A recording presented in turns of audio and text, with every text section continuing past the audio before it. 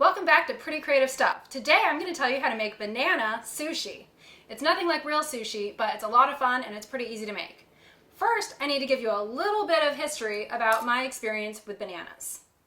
When I was a kid, I grew up eating bananas with peanut butter, and my mom would always put the peanut butter on the banana like this. First, we peel the banana. It's easier to peel it from the end. Most people peel it from the stem. It's easier to peel it from the opposite end. So we peel a banana, put on a plate,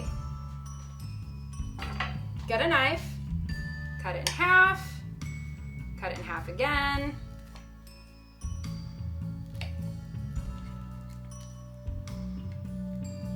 and then get some peanut butter and put it on the inside like this. Now, I don't know if you can tell, but the inside of a banana, when you cut it, is very smooth. It's a very smooth surface. So we're gonna call this experience number 1. Now, when I had kids, I wanted to introduce them to my love for bananas with peanut butter, obviously, but I wanted them to be able to pick it up with a fork because, you know, they were little toddlers and I didn't want it to be that messy. So what I would do is I would peel my banana, and then instead of cutting it in half like that, I would cut it into circles. Like this. Still smooth where you cut it. Okay? So we have that, and then I would take and I'd put peanut butter on the little piece of the banana, and then my kids could take a fork and they could easily pick it up. All right, one day, we're gonna call that experience number 2. Then one day I discovered that if you break a banana into pieces, instead of cutting it, the surface isn't smooth. It's actually a little bit rough, kind of like the outside, and that makes it much easier to put the peanut butter on it without having this slippery, smooth surface that you're fighting with.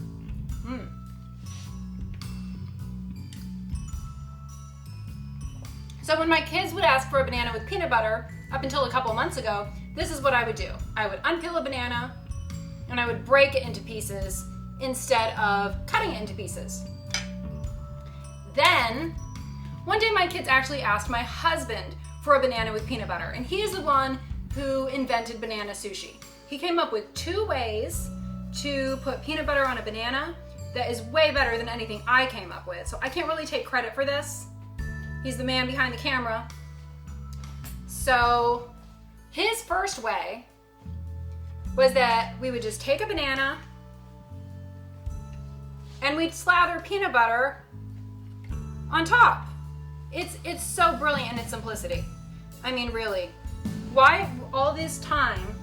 Like, my kids are 4 and 8, so why for like 7 years was I fighting, cutting it into pieces, breaking it into pieces, putting peanut butter on each individual section, when it just took that long to put it on the whole thing? And then you can see I can easily cut it into pieces. It doesn't matter if they're smooth on the inside because I'm not putting peanut butter on the inside, I'm putting it on the outside.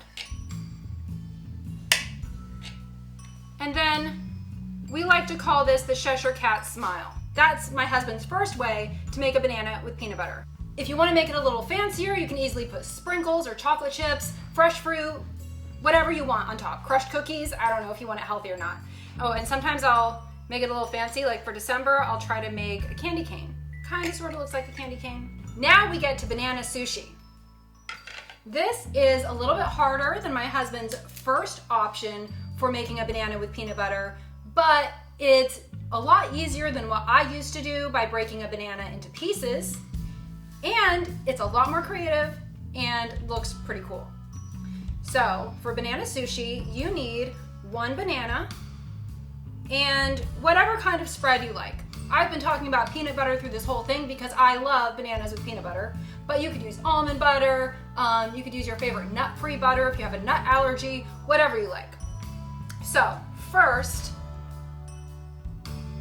it's helpful to know that a banana naturally breaks into 3 pieces. If you break it, it naturally wants to break into 3 pieces. Can you see I just broke the banana in half, and now I'm breaking it and it naturally has 3 pieces. I'll move this piece out of the way for now. So 3 pieces. This is half a banana. We want to take and just put a little bit of peanut butter on here. We don't want to put too much or else it's going to get messy. We just need enough to get it to stick like glue and to taste amazing. So I'm just putting a little bit of peanut butter on the inside edge of each of the 3 banana sections. That. And because I broke it into pieces, it's rough on the inside and it is not the slippery, smooth surface you get from a knife, which is wonderful. So now I'm just gonna take the banana and assemble it like a puzzle. Just stick the pieces back together like this. And so you can see I have all 3 banana pieces stuck back together. It's currently in the shape of a banana.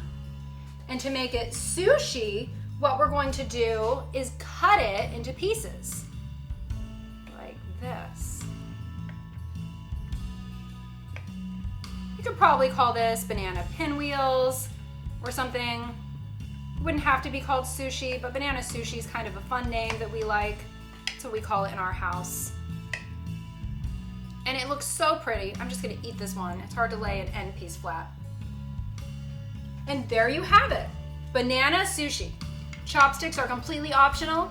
You could definitely eat it with a fork or you can just pick it up, but it's super fun to eat and super delicious. All right, I'm gonna try one.